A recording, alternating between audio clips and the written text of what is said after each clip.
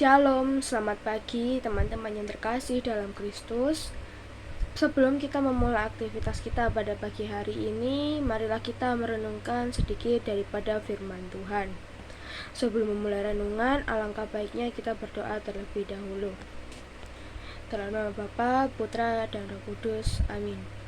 Tuhan Yesus, terima kasih karena Engkaulah kami masih dapat tidur nyenyak semalam dan dapat bangun di pagi hari ini. Terima kasih juga atas curahan Roh Kudus-Mu yang Kau berikan kepada kami, sehingga kami dapat mendengarkan renungan ini dalam keadaan sehat tanpa kurang suatu apapun. Semoga renungan pada pagi hari ini dapat berguna bagi kehidupan kami sehari-hari. Dalam nama Tuhan Yesus, haleluya, amin. Dalam Bapa, Putra, dan Roh Kudus. Amin.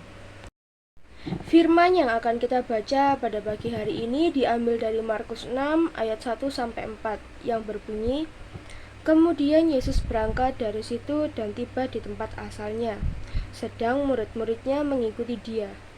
Pada hari Sabat, Ia mulai mengajar di rumah ibadat dan jemaat yang besar takjub ketika mendengar Dia dan mereka berkata, 'Dari mana diperolehnya semuanya itu? Hikmat apa pulakah yang diberikan kepadanya? Dan mujizat-mujizat yang demikian bagaimanakah dapat diadakan oleh tangannya? Bukankah Ia ini tukang kayu, anak Maria, saudara Yakobus, Yoses, Yudas, dan Simon? Dan bukankah saudara-saudaranya yang perempuan ada bersama kita?' Lalu mereka kecewa dan menolak Dia. Maka Yesus berkata kepada mereka, 'Seorang nabi dihormati di mana-mana kecuali di tempat asalnya sendiri, di antara kaum keluarganya dan di rumahnya.'" Tema renungan yang akan kita bahas pada pagi hari ini adalah orang yang kita kenal. Teman-teman yang terkasih dalam Kristus, setelah melakukan perjalanan menjelajahi kota dan desa, melakukan berbagai mukjizat, mengajar orang banyak, dan mendapatkan banyak pengikut, Yesus kembali ke Nazaret, tempat Ia dibesarkan. Kiranya para murid senang mengikuti Yesus ke tempat asalnya. Mereka berpikir bahwa penduduk kota akan sangat senang melihat Yesus lagi, karena banyak cerita tentang mukjizat dan pengajarannya yang berwibawa itu. Namun, para murid segera mendapat kejutan yang tak terduga. Setelah tiba di Nazaret, Yesus masuk ke rumah ibadat dan mengajar. Ia mengajar dengan penuh hikmat dan wibawa. Tetapi penduduk setempat malah menjadi bingung. Mereka saling bertanya satu sama lain, "Dari mana diperolehnya semuanya itu? Hikmat apakah pula yang diberikan kepadanya?" Mereka bingung justru karena mereka mengenal Yesus.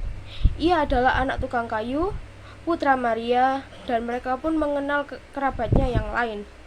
Kesulitan utama penduduk Nazaret adalah karena mereka mengenal Dia.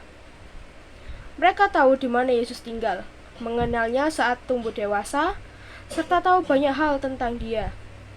Karena itu mereka bertanya-tanya, bagaimana Yesus bisa begitu istimewa? Mengapa Ia sekarang bisa mengajar dengan penuh wibawa? Bagaimana mungkin Ia melakukan mujizat? Keheranan penduduk Nazaret kemudian berubah menjadi keraguan, kritik, bahkan penghakiman. Godaan yang sama bisa saja kita alami. Seringkali kita lebih mudah mengagumi orang asing yang jauh daripada orang yang kita kenal baik. Ketika ada hal-hal yang viral, kita mudah untuk segera bergabung dalam kekaguman. Namun, ketika mendengar kabar baik tentang seseorang yang kita kenal, kita mudah untuk tergoda. Seperti halnya cemburu, iri, bersikap skeptis, bahkan kemudian membabi buta, menghujaninya dengan berbagai kritik. Lihatlah orang-orang suci, mereka juga memiliki keluarga. Setiap keluarga bisa menjadi jalan, yang mana melalui itu Tuhan akan melakukan hal-hal besar. Alih-alih mengejutkan dan membuat kita kecewa, ini seharusnya menginspirasi kita. Kita seharusnya bersukacita ketika mereka yang dekat dengan kita, yang akrab dengan kita, digunakan dengan penuh kuasa oleh Tuhan. Kita perlu terus berlatih untuk melihat melampaui permukaan, untuk menerima bahwa Tuhan bersemayam di dalam diri setiap orang. Kita harus terus berusaha menemukan kehadiran Tuhan di sekitar kita, terutama dalam kehidupan orang-orang yang sangat kita kenal. Sekian renungan yang dapat saya sampaikan pada pagi hari ini. Marilah kita akhiri renungan ini dengan berdoa. Dalam nama Bapa, Putra, dan Roh Kudus. Amin. Terima kasih Tuhan Yesus, karena Engkau telah menyertai kami dari awal hingga akhir renungan ini. Semoga renungan tadi dapat bermanfaat bagi kami. Sebentar kami akan mengakhiri renungan ini dan melanjutkan aktivitas kami yang lain. Bimbing kami selalu dalam firman-Mu. Terima kasih Tuhan Yesus. Haleluya. Amin. Dalam nama Bapa, Putra, dan Roh Kudus. Amin.